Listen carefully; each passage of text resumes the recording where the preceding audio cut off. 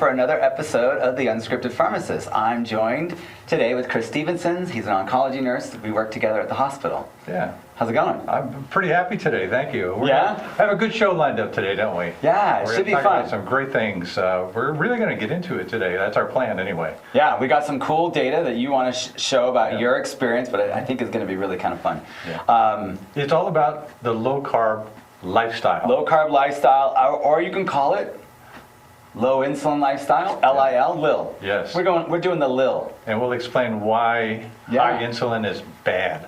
Yes, absolutely. So we'll talk about foods and how they affect you, but also probably the number one question is, why are you watching this program?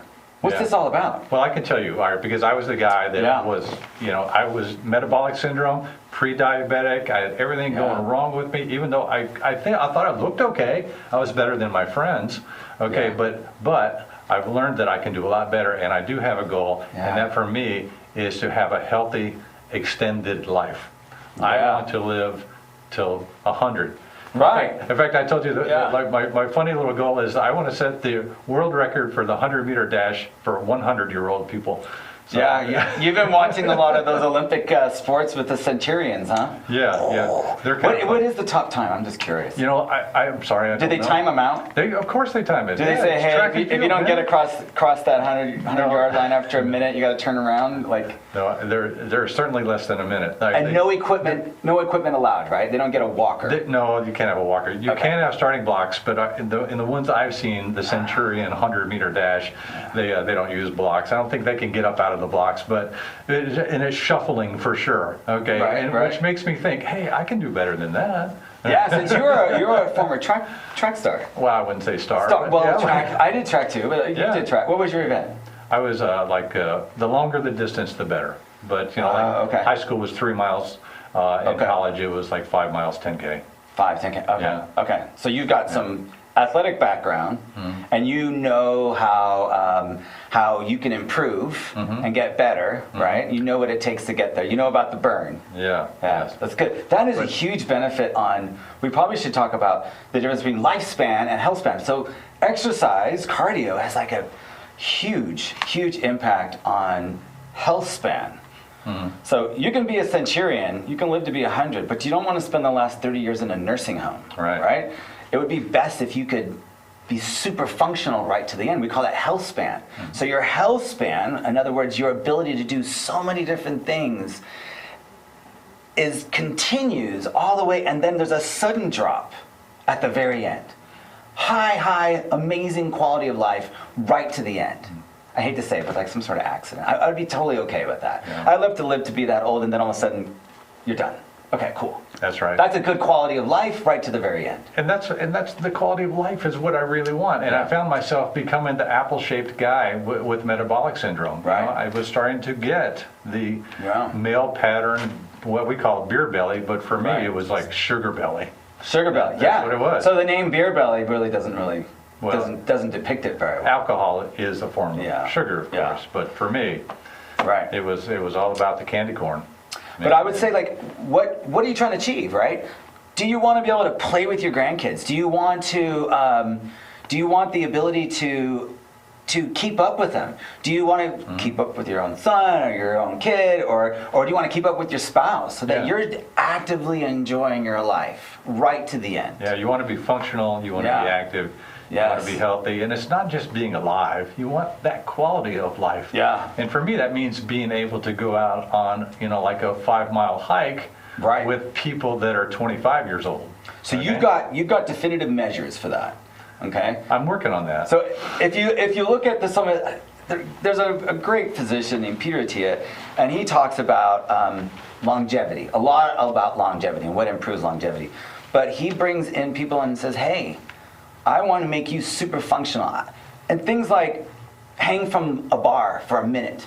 See how long you can hang, right? These are things that you can do. I want to be able to carry 3 bags of groceries up 10 flights of stairs, right? I want to be able to, I want to be able to do a squat. I want to be able to keep myself from falling. Oh, yes, A busted hip. yes. The Which is, mortality of a busted hip is so high after Yes. 1 year. It's almost 50%. yeah. That's horrible. Sadly, If you I've can't stop seen yourself that. from falling, what right? So these are functional strength training to help you live a longer life in a very practical manner. So yeah, so getting to like, hey, what is your shape? Why are you listening to this? And what is your body shape? Where are you? Are you an apple or are you a pear? Yeah, we can see that on the slide right now. Men on the left-hand side tend to be apples with the, the adipose tissue right in the belly. Women, it's a little bit lower, like more in the hip area and more pear-shaped. So until you hit menopause. Yes. All right. And so then everything now, changes. Explain what we're seeing on the left-hand side. Okay. So the left-hand side is two people. So the question is, who's more sick? So on the top, if you notice that they have a significant amount of what we call subcutaneous fat. Look at the love handles. Yeah, that's what you see in the sort of the light gray area on the periphery of this person. That white stuff is fat, right? Right, that's fat. And then you have the person below, probably the same body weight. And see, this is why body weight isn't that important. We want to look at fat mass. So if you look at the person on the bottom, their fat mass is mostly what we consider visceral fat. Yes, it's on the inside. It's on the inside, right? So you can be thin on the outside, fat on the inside, right? Right. So that's the TOFI term. But the person on the bottom is actually much sicker than the person on top. So when the fat is contained under the, say, the abdominal muscles and in the viscera, so in other words, your organs, right? Yeah. So normally you have fat around the organs to kind of cushion them so they don't smash and hit things, right? So it kind of is used for padding. But when the body has excess fat to put somewhere and you don't have the wonderful benefit of estrogen to put it in your hips, right? So now think about your postmenopausal women. Where is it going to go? It's going to go here. This is dangerous. We know that waist circumference is very well correlated to cardiovascular disease and all-cause mortality. Okay? Horrible, right? So this is what kills us, right? Right. So the question is, what are you? What's your shape, right? And that's really should be the reason why you're watching this program anyways. You want to go from your apple shape back to the way you really kind of how you looked when you were in high school, right? You want to get back to that shape, and it's possible, and it really helps. We always thought that the cause of that was like a sedentary lifestyle. If you would just this is what we were always told, if you will restrict your calories, okay, and exercise your way out of it, you can be healthy. What a mistake that's been, huh? Isn't that, all right, it's incredible to me that you say that's a mistake to go on a diet and exercise more in order to improve your lifestyle, but because it's more nuanced than that. Okay, the low carbohydrate lifestyle. Yeah, because it's not about calories. No. This is all about hormones. It's a hormonal problem. It's a hormonal problem. It's more has to do with balancing your hormones, especially insulin. Because if you were to talk about a hormone that controls your weight, it's insulin. Insulin is the biggest determinant of your metabolic function. It determines whether or not you're in storage mode or whether you're not in storage mode, whether you're in breakdown mode. Okay, so we're going to talk about different types of foods and how do they affect you. Right? So we talk about the three different types of macros. I'm not going to talk about, really we shouldn't even talk about protein for the most part when it comes to calories, right? So this is where we have to ditch the whole idea of calories. We got to look at carbohydrates and fats for energy, but really what we want to know is what is our response to these three macronutrients, carbohydrates, proteins, and fats. So here we are here's the response of that really important hormone, insulin, when it comes to whether or not we're going to gain weight or not. All right, yeah, so I can see the big curves here. Yeah. You can see the big red curve. That's carbohydrates. So when you eat hard carbohydrates, your blood sugar elevates quickly and it's very high. Right. Okay. It depends on the type of carbs, but I will say carbohydrates elicit the biggest response of insulin. Protein is the blue line. Right. A little bit of a bump there. Depending on the type of protein, but yes, there isn't a massive response to protein. And then there's the yellow and fat. It's That's pretty nothing. much non-existent, right? Yeah. So then you go, all right, well, what does that mean? Like, how would I know what kind of insulin response I have? The only way I could tell you is based on what you've been doing lately. with measuring your continuous glucose. Yes. So you're constantly measuring glucose, and we can kind of make a correlation and say, well, glucose and insulin, as we showed you there, carbohydrates and insulin, you saw that big response. We're going to make an inference here. We're going to say, my glucose levels are high, my insulin levels are high. Yes. And we don't really care for that hormone to be elevated. We want it nice and normal. So if you look at fat and protein, and it's very minor insulin response, that keeps insulin levels really low. So like, we're going to talk about some foods that are that what you think are safe, that you think aren't loaded with carbohydrates, what you think, according to the food pyramid, may be low in calories, but sure as heck isn't low in carbohydrates. Okay, so why don't we just eat proteins and fats and cut out the carbohydrates? Yeah, that would be flipping the food pyramid upside down. That is flipping the food. That's not what we've been taught. Right. That's not what our fathers and mothers and grandmothers have taught us. It's not what our physicians and registered dietitians tell us. Right. It's not, and interestingly, it's not what we tell people that are type 2 diabetic. Right. Yeah, which is crazy. Right, and you have to really, you really have to forget about the calories. Really just hone in on the carbs. And I will tell you, we didn't have data like we have now. It's the information age. We have more data now than we ever have had before. Not just through educational programs like this, or through the YouTube and social media, and how much you can learn. And I'm going to tell you, you can learn just as much as your doctor. You can be really smart. And I would say I have some really smart patients. They really want to know, and they go after it. They are very informed, and they see what their blood sugars do, right, when they eat certain types of food. But I would start from the very beginning, and this is how I got into this. It was like, hey, the patient's like, I don't know what a carbohydrate is. Like, okay, well, let's go for a walk. We walk through the store, and we're walking, and I'm like, here, let's turn this label. Let's turn this label. And it was kind of surprising to go, hey, a lot of people don't know how to read the nutritional labels that we have. So the nutritional labels are kind of problematic, because you can look at a package and go, oh, it's only 170 calories. Oh man, I can tell you right now, I'm going to make life really easy for everybody. Just hone in on the carbs. I don't care about anything else. Let's just hone in on the carbs for now. Later, we'll look at the ingredients. Here is a bag of Cheetos. First of all, if you look at the ingredients, I don't know, that's a giant paragraph. I think there's more information in the ingredients than there is on anything else in that container, right? All right, so what's a serving? It's 21 Cheetos. They even counted it. Yeah. So this bag, which I think is mostly air, weighs 28 grams. It's like, I don't know, 5% of a pound. It's like nothing. Right? Somehow, though, if you look at that label and you go, well, how many grams of carbs are in that whole bag? If I ate the whole bag, and most people would probably eat the whole bag. Of course. Right? Because that's only, 60 of the little Cheeto things? I don't know how you're going to sit there and count those. Hey, I'm only going to have one serving of this. And the bag's 3.5. So you have total of 52 grams. Because there's 3.5 servings in that one bag. Yeah, so 3.5 times the 15. You got to multiply the serving size by the carbohydrates, and it's not so quick, right? Because you may switch to another bag of chips or whatever, and serving size is not 28 grams, maybe the serving size is 15, right? Like how many, and I don't know how they determine this. And when you start looking at cereals and stuff, man, it's really hard to figure out, it's hard to compare these. Yeah, one is a cup, and I don't know who eats a cup of cereal. But I would think that they would always write 1 cup for a serving of cereal. Make it standardized. Yeah. Make it standardized. Make it all the same. And it's not, and it's extremely conservative. Okay, so I'm looking at the label. The first thing I'm going to do is go right past where it says the number of calories. Yep. I'm going to look for the carbohydrates, total carbohydrates. Total carbs. And below that, it will say sugars and added sugars. Is that important to you? Yes, to a certain extent, but when I read the ingredients, typically the number 1 and number 2 ingredients on the label is a sugar. Okay, so you're ditching the calories, you're looking at grams of carbs. So how many grams of carbs do we need, right? And you know the answer to this one. I do.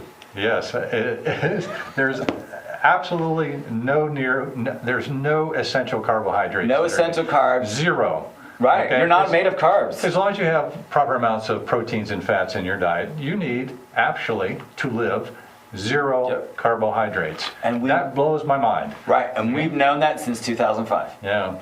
Yet, each year, when the American Diabetes Association guidelines come out, they'll even say the zero amount of carbohydrates necessary to sustain life, but we recommend a Mediterranean diet.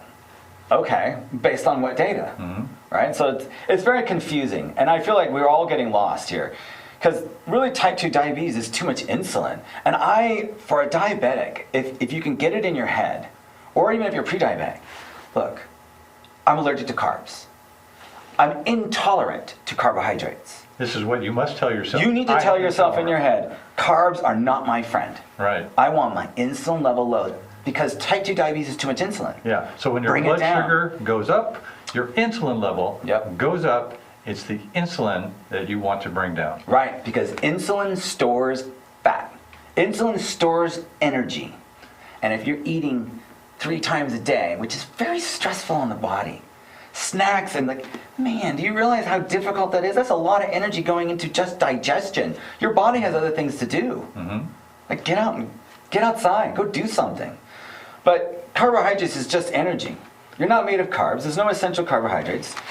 You will make carbs from other sources. Fat and protein is what you're made out of. You can't make a brain without fat, okay?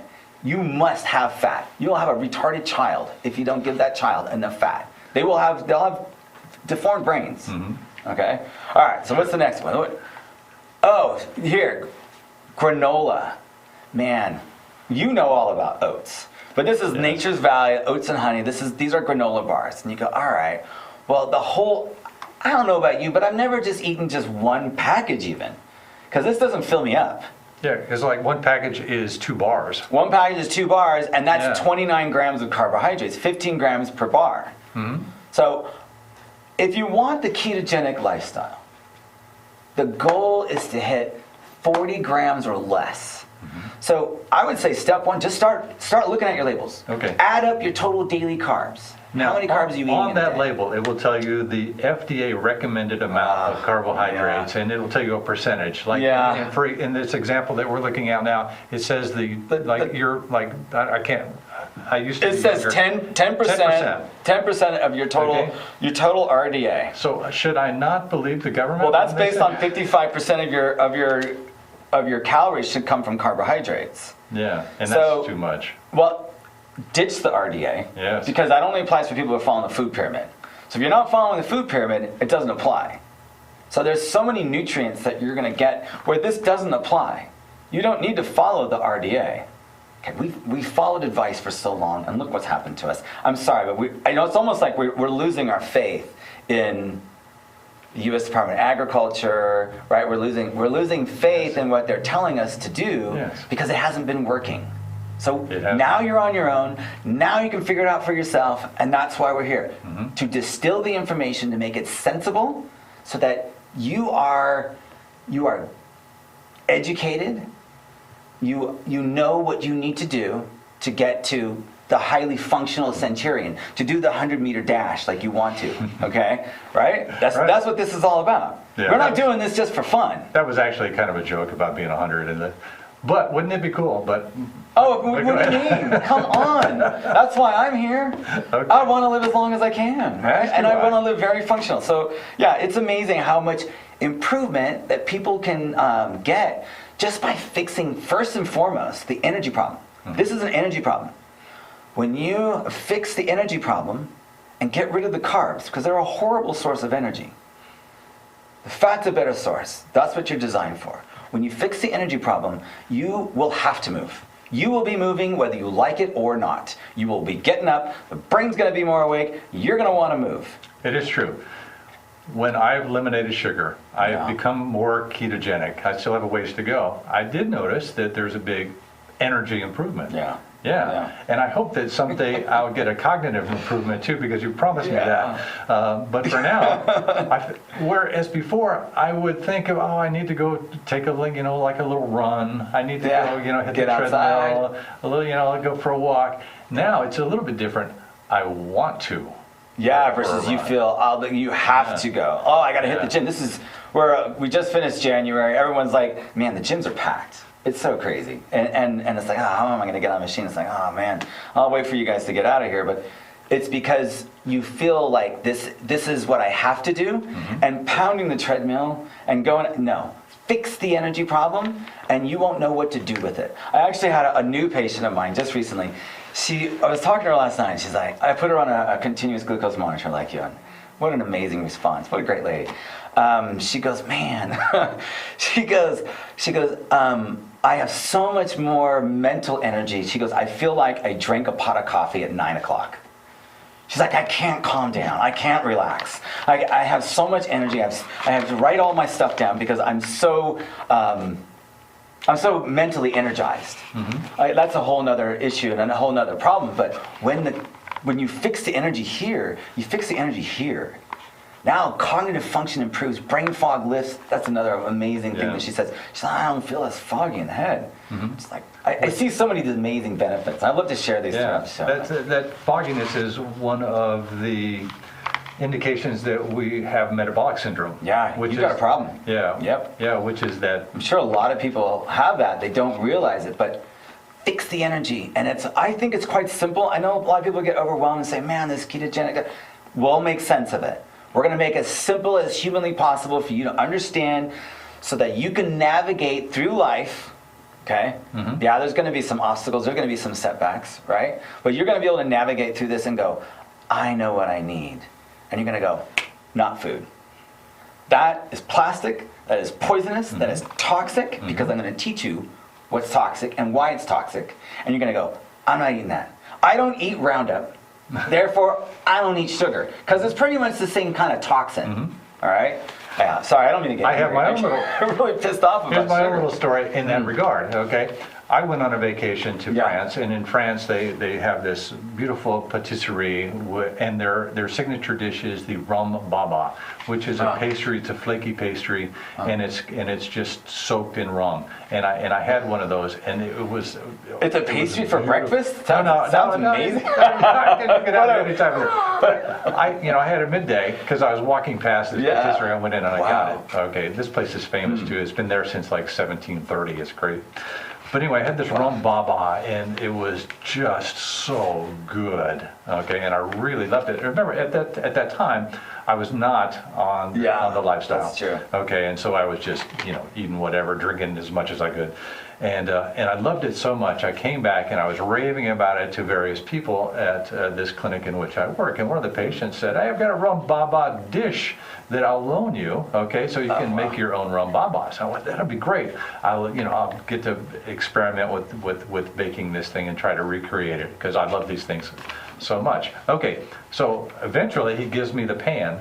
By that time, I'm on the ketogenic diet and lifestyle, okay, and now he wants me to make him a rum baba, and my friends want me to make them rum babas, and of course, I had at one point wanted to make a rum baba. Chris the drug dealer. Now, Kyle, I don't want to make the rum baba. I know, because you'd be poisoning your friends. It's poison. I looked at the ingredient list, and and it's sugar and alcohol. Okay, and I went, these are poisons to me. I can't do that anymore. So you've had some effect, I think, in a good way, on me in that regard. I'm ruining your foods. I ruin everybody's food, and it's bad, but hey. You didn't ruin my food. It's different food. It's different, yes. It's different. Yes, we're definitely swapping out the sweetness on the tongue for savory. Yeah. It's a new sensation, right? It is. It's all about spice, and the French are a great example of that. Their food doesn't need sugar, right? It's so high in fat, they're like 40% fat. They love butter. They love butter. Good for them. Yes. And when so tell me about the type of people that you saw in France. What did they look like? Well, the people that were local. Okay, not the American tourists. We think that you can identify the American by his belly. Yeah. Okay, and how loud they are. Yeah. But there were that many people in France as well. Yeah, there are large people in France. Yeah. No doubt. I mean, the sugar's invaded their food industry as well. But I would say that they're better than we are. Yeah. I mean, there are some. Yeah, the Western diet has moved around the world. Yeah, around the world, even into Asia. And the Japanese are having their own issues with childhood diabetes and childhood obesity. And thanks to us, the Americans. It's all industry, though. Yeah. It's all industry. So they had to take, in order to make shelf life longer, you had to take the fiber out. Okay? And you had to take the fat out, but you had to put the sugar in, otherwise it would taste like garbage. Yeah. All right, so Yeah. this is how we got to the point. Yeah. Because we, at one point in the 1960s, were told to eat a low-fat diet. Yeah. If you take the fat out of diet, out of your foods, okay, like the big food manufacturers did, they had to make it palatable to the masses. And how do Right. you do that? You add sugar. Yeah, that's right. How do you get a shelf life of 10 years, right? I want this thing to last forever. It's got to be in a really hot box. I got to ship it across the world, If you're right? going to ship it to Japan, it can't have any fiber in it. Yeah. Right? Oh, yeah. It would go rancid, right? Yeah, it would. And the fat too, because the fat oxidizes and it becomes rancid too. Yeah. Take the fat out, add the sugar in. People love it. Their brains are lighting up, right? So here's another example of a so-called complete breakfast, and I would say this is a very conservative 88 grams of carbs. First and foremost, like you see the orange juice. It's only 8 ounces of orange juice. I mean, these things come in containers that are 16 ounces, right? Right. Toast. I'm being conservative and saying there's 15 grams of carbs in each thing of toast, in each slice, and that is supposed to be a cup of cereal. That's Cheerios is what I grabbed that from. I know that's not Cheerios, but I know that when I was a kid, there's no way that I ate 1 cup of cereal. It was multiple bowls, and each bowl would probably at least 2 cups of cereal. But how in the world are we going to start our day off with 88 grams of carbs? Now remember, the ketogenic diet is less than 40. So this is enough for 2 days of carbohydrates. And that's the beginning of your day. That's the beginning of your day. And I'll tell you right now, your blood sugar is already elevated in the morning. Yeah. Your cortisol levels are already high, and it's starting to mobilize glucose from the liver, and you should really get up and go. You should actually get up and move in the morning, and instead we don't. And our blood sugar is already elevated. Then we're going to add 88 grams of carbs to it, and whoosh, through the roof. You're already at diabetes range. Did I not hear also that when your blood sugar is elevated, and your insulin becomes elevated in order to reduce your blood sugar, it makes you hungry? Yes, that's the crash. That's a vicious cycle you're talking about there. I see that all the time. And when I first get my new patients, and you're definitely one of them, which where you're bouncing all over the place. So you super high. If we look at this this next slide, you see the high sugar spike, and then you see the massive crash.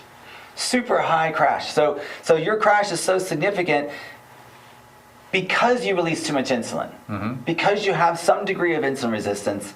The insulin takes a while for it to clear out of the system, and so you have this low. You have this, you're hyper for a little bit, and you're feeling good, but man, the crash is not worth it. Yeah, as you well know. I experienced this. Okay, folks, this next slide that we can look at love this. This is great. My continuous glucose monitor waveform. Okay. Yeah. Sarah, can you bring that up? There you go. Thank you. All right, down on the bottom, you can see that blue line within the gray bar, and I'm going along fine at first, as the Yeah, you're like 116 there. Yeah. You went all the way up to like probably 200. And then right in the middle, you can see the waveform goes way high above the gray area, which is a sort of the normal safe area. Yep. And this is from me eating 1 bowl of oatmeal that had apples in it. And I thought, hey, oatmeal, that's healthy, right? Supposed to be apples healthy, are healthy. No, it made my blood sugar go so high that I had a crash. And you can see down where those red numbers are. Those are the numbers of my blood sugar as I crashed, and they're in the 50s. Now, and look, I love your response. You said feeling shaky. Feeling shaky. You're feeling hypoglycemic. That's horrible. I was definitely symptomatic hypoglycemic. And that's without insulin. Yeah, and I thought, wow, this is interesting.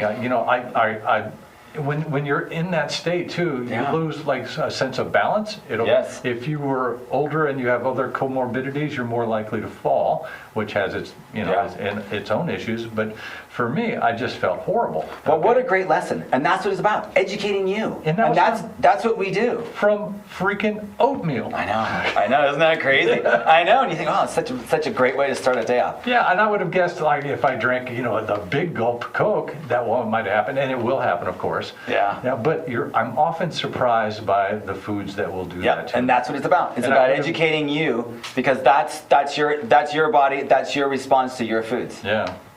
Now, folks, this was me experimenting with food. Okay? Yes. All right, so I went through the first week of wearing the continuous glucose monitor.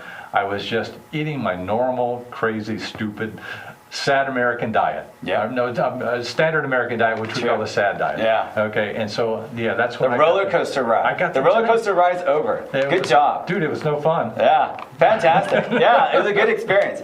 Well, thank you once again for joining us for the Unscripted Pharmacist. That was fun. It was. And it was a great learning experience. Awesome. Thanks, Chris. That's cool.